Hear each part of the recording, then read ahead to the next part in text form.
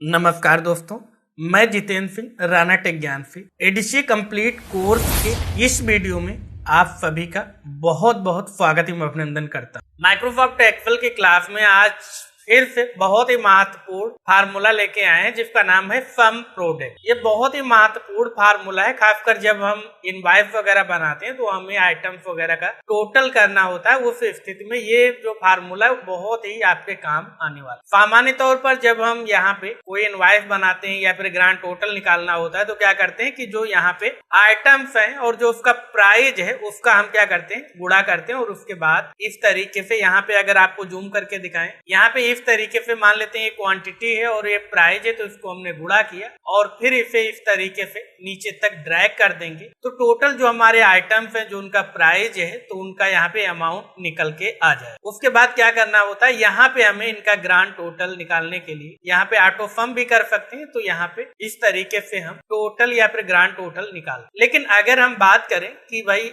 हमें ये सारी कैलकुलेशन नहीं करनी, हमें केवल और केवल एक फार्मूले की मदद से यहाँ पे ग्रांड टोटल निकाल लें तो कैसे निकाल सकते हैं। तो उसके लिए आप सम प्रोडक्ट फंक्शन का भी उपयोग कर सकते हैं, सम प्रोडक्ट फार्मूले का भी उपयोग कर सकते हैं। कैसे करेंगे, इक्वल टू लगाएंगे और यहाँ पे टाइप करेंगे सम प्रोडक्ट। यहाँ पे अगर आपको दिखाएं जूम करके तो यहाँ पे देख सकते हैं सम प्रोडक्ट फंक्शन आ गया। फिर यहाँ पे अलग अलग एरे के बारे में जब हमने पढ़ा था तो यहाँ पे इस तरीके से हमने देखा था कि वहां पे भी आप ग्रांड टोटल निकाल सकते हैं। लेकिन यहाँ पे उससे भी सरल मेथड है, यहाँ पे सम प्रोडक्ट लिखेंगे। एरे 1 में आप क्वांटिटी चुन लेंगे, मान लेते हैं ये पूरी की पूरी क्वांटिटी की जो भी रेंज है उससे आप चुन लेंगे। सिंपल आपको यहाँ पे गुणा भाग किसी प्रकार का कोई सिंबल नहीं लगाना है, केवल और केवल आपको कॉमा लगाना है। कॉमा लगा देंगे, उसके बाद आपको क्या चाहिए, प्राइस चाहिए। तो प्राइस को यहाँ पे प्राइस रेंज को भी सेलेक्ट कर लेंगे। उसके बाद ब्रैकेट को क्लोज करेंगे, एंटर कर देंगे तो देख सकते हैं जो यहाँ पे इतना सारा प्रोसेस करने के बाद अमाउंट आया था वो यहाँ पे सीधे सीधे सम प्रोडक्ट फंक्शन की मदद से एक क्लिक में ही मिल गया। तो इस तरीके से आप घंटों का काम मिनटों में कर सकते। चलिए यहाँ पे एक और उदाहरण आपको देकर समझाते हैं कि सम प्रोडक्ट का और आप किस तरीके से उपयोग कर सकते हैं। मान लेते हैं कि यहाँ पे क्या है, यहाँ पे अलग अलग आइटम्स है। यहाँ पे देख सकते हैं ये आइटम्स रिपीट भी हुए हैं, उनकी एक क्वांटिटी, उनका प्राइस। अब यहाँ पे नॉर्मली क्या करते हैं हम, जब भी हमें इनका टोटल निकालना होता है, अमाउंट ग्रांड टोटल निकालना होता है तो उसके लिए आइटम सेलेक्ट करते हैं, उसका गुणा हम कर देते हैं प्राइस। उसके बाद एंटर करते हैं तो एक आइटम का निकल आता है। फिर यहाँ पे डबल क्लिक करते हैं, सभी आइटम्स का इस तरीके से निकल आता है। उसके बाद हम सभी का सम कर लेते हैं यहाँ पे जाकर, तो इससे क्या होता है, हमारा ग्रांड टोटल निकल आता है। लेकिन अभी हमने बात की अगर हमें ये इतना प्रोसेस नहीं करना है तो कैसे निकाल सकते हैं, तो हम सम प्रोडक्ट की मदद से निकाल सकते हैं। तो चलिए एक बार हम फिर से सम प्रोडक्ट दिखा देते हैं। यहाँ पे हमने सम प्रोडक्ट सेलेक्ट किया, पहले हम क्वांटिटी सेलेक्ट करेंगे, क्वांटिटी की जो भी रेंज है उसे सेलेक्ट करेंगे, कॉमा लगाएंगे। उसके बाद हम प्राइस को यहाँ पे ड्रॉ करके सेलेक्ट कर लेंगे, प्राइस की रेंज। ब्रैकेट क्लोज करेंगे, एंटर करेंगे तो देख सकते हैं सेम आउटपुट हमें मिल गया बगैर हमें इतनी सारी कैलकुलेशन किए। तो इस तरीके से आप सम प्रोडक्ट का यहाँ पे ग्रांड टोटल निकालने के लिए उपयोग कर सकते हैं। आप चाहते कि भाई यहाँ पे कीबोर्ड एचपी बिका है, यहाँ पे कीबोर्ड एचपी, यहाँ पे अब हम चाहते हैं आइटम वाइज अमाउंट प्राप्त हो जाए, आइटम वाइज हमें अमाउंट पता हो जाए, तो उसके लिए भी आप सम प्रोडक्ट फंक्शन का उपयोग कर सकते हैं। कैसे करेंगे, बहुत ही सरल है। मान लेते हैं हम कीबोर्ड, जो डेल के कीबोर्ड है उस कॉलम में अपना पॉइंटर रखते हैं और इक्वल टू लगाते हैं और यहाँ पे हमें क्या करना है, यहाँ पे हमें सम प्रोडक्ट फंक्शन ही लगाना है। सम प्रोडक्ट सेलेक्ट किया, अब यहाँ पे पूछ रहा है एरे 1, तो एरे 1 में हमें क्या चाहिए, एरे 1 में हमें यहाँ पे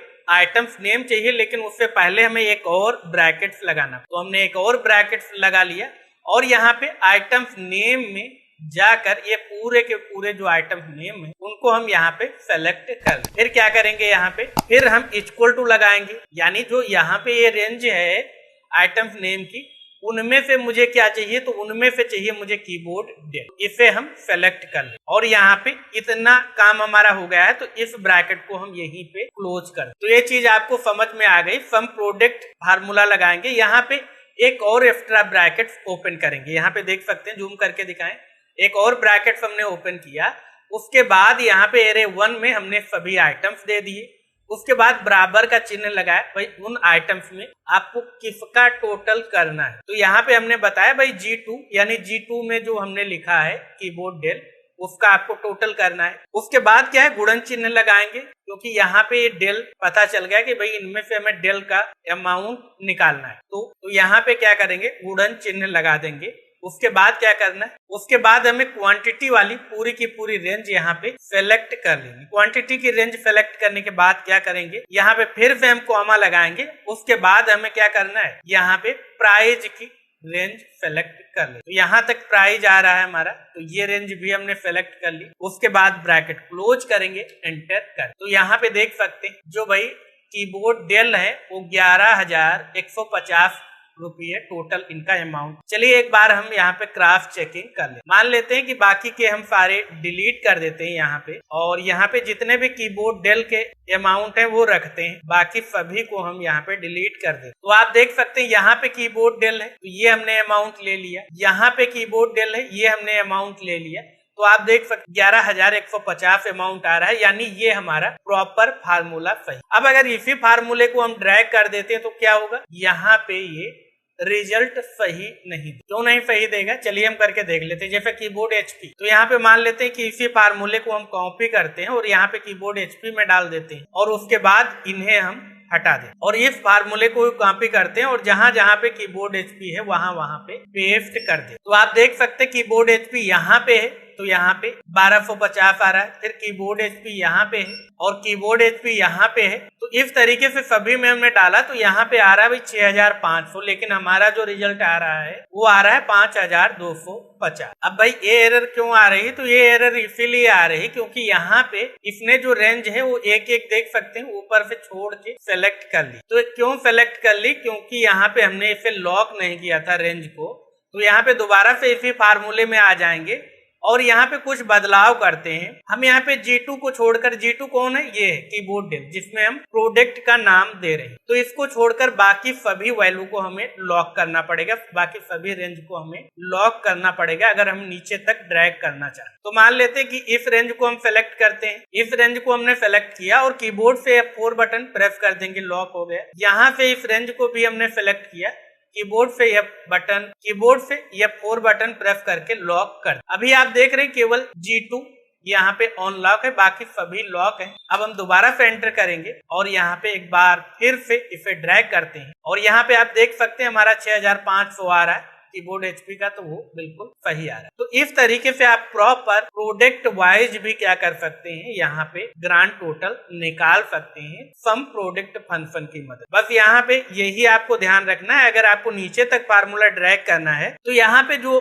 ये वाली सेल है जिसमें आपने आइटम्स के नाम दे रखे उसको छोड़कर बाकी सभी वैल्यू को, सभी रेंज को आपको लॉक करना। अगर आप एक ही सेल में लगा रहे हैं तो आप बगैर लॉक किए भी अपना फार्मूला रन कर सकते। और अगर आप इस एक्सेल फाइल को डाउनलोड करना चाहते हैं तो हमारे टेलीग्राम चैनल पे इसे जाकर आप आसानी से डाउनलोड कर सकते। सभी के लिंक आपको वीडियो के डिस्क्रिप्शन में। फिर भी अगर आपका कोई डाउट रहता है तो आप इस व्हाट्सएप पे भी हमें मैसेज कर सकते हैं, हम कोशिश करेंगे जल्द से जल्द आपकी समस्या का समाधान। आशा करते हैं आज की क्लास में जो भी आपको बताया गया है वो आपको अच्छे से समझ में आया। फिर भी अगर आपका कोई भी डाउट है, कोई भी कंफ्यूजन है, कोई भी सवाल है किसी भी टॉपिक को लेकर, तो कमेंट बॉक्स में अवश्य लिखें। हम कोशिश करेंगे कि जल्द से जल्द आपके उस प्रश्न का, आपके उस डाउट का जवाब हम दे पाए। साथ ही वीडियो आपको कैसा लगा कमेंट बॉक्स में अवश्य लिखें। अगर आप चैनल पे नए हैं, अभी तक आपने हमारे इस यूट्यूब चैनल को सब्सक्राइब नहीं किया तो सब्सक्राइब अवश्य कर लें ताकि आने वाले सभी वीडियोज की जानकारी आपको सबसे पहले भेजी जा सके। और अपने दोस्तों के साथ इस वीडियो को शेयर करना